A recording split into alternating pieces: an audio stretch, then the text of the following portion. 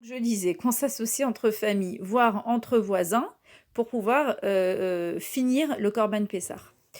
En dessous de l'œuf, on a quoi? Alors, ici, en fait, c'est le carpas.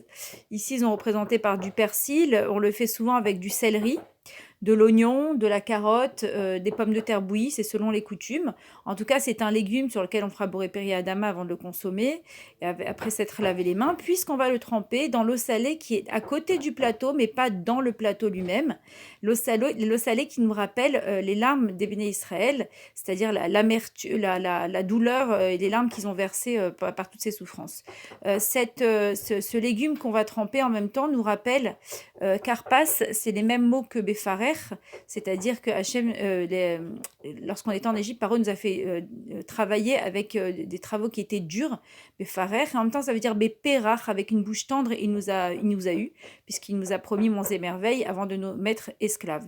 Et les messages d'espoir de Karpas, d'abord, c'est que c'est les mêmes lettres que Shishim Ribo, c'est-à-dire 600 000, on est la même gematria, on est sorti à 600 000 de là-bas, alors qu'on était rentré à 70, 600 000 hommes valides. Et à côté de ça, c'est-à-dire qu'on était environ 3,5 millions à sortir d'Égypte. Ça me rappelle la bénédiction qu'on a eue dans nos effectifs, dans notre démographie.